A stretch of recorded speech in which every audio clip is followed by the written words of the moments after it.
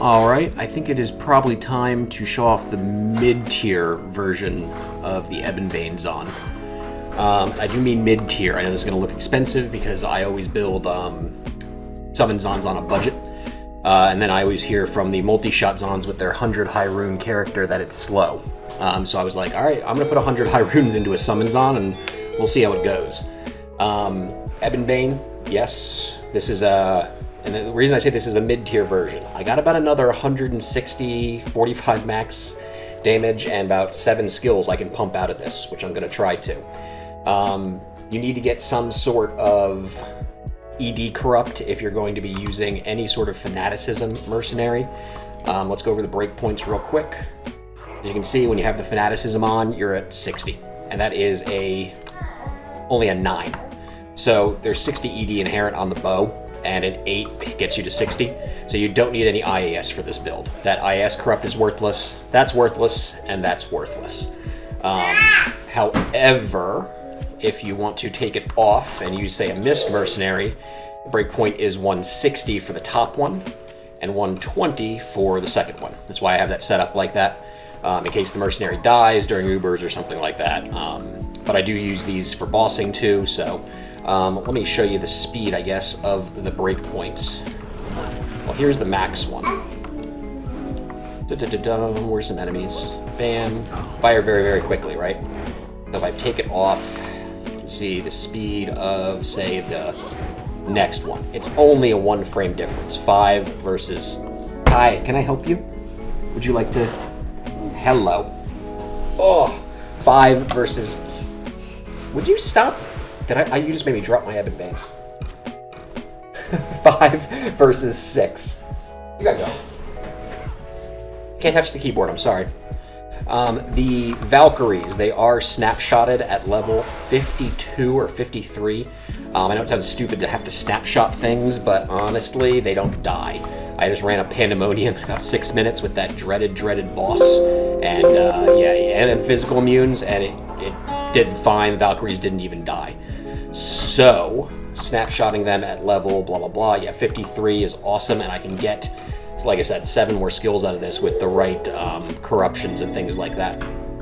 So the rest of the gear, I am using the Valkwing. I switched off the FCR circlet. I'm still hitting that 68 breakpoint, but you can't hit the 99, technically speaking, if you use an FCR circlet. I need to get a 3-socket version of that and use that as a snapshot helm. FCR Atmas, and I do need to desecrate that. Like I said, I gotta change the bolts up a little bit, or the quiver. Oh, what'd you do that for? Sorry, where was I? So, yeah, the arrows, the only thing I could get better on those really is Pierce. A little more Pierce, so I can get rid of the Arachnid Mesh Pierce, and ED instead of the IAS for mapping. The Enigma, which is actually what really makes the build go. I say it's the Ebonbane, it's the Enigma. Nothing more to say there. Tri-res boots. Quad res, technically, with the poison length reduce. That works as poison res, but I have 8 missing res off max, which I'll fix with the Annie and the torch. 220 FCR rings, one with half freeze duration, and the gloves have the half freeze duration, dual leech IAS skills. So, like I said, this isn't the mid-tier version of this because I have another 200 ED I can pump out of this with perfect corruptions. And lifers across the board, which are very cheap, and res charms to fill out the rest of it. In terms of, say, Rathma gear, just get poison length reduced. This can run Rathma. Just a bunch of poison length reduced stuff. And Daryl's face is probably the go-to here because it has some IAS, and it's very easy to get the max poison res up. You can see across the board, just poison length reduced stuff and a lot of res. And for Lucian, I do switch to the Demon Machine. I got a 5-socket one, filled it with some junky jewels and dark adherent set. It works very, very well for Lucian, so you can't really do Lucian with this. What I thought, when I said I could get a tier 2 boss down, I figured it'd be Lucian. You just don't have enough AoE to get it down. That's the problem. Lucian is just really a DPS check, an AoE DPS check, and while this has great single target, it does struggle with the AoE. So I will throw on some maps, and that's basically it. You guys have seen the build, obviously, before. Strength to use your gear, Dex to use your gear, dump the rest into Vitality. Strafe, Decoy, Penetrate, Valkyrie.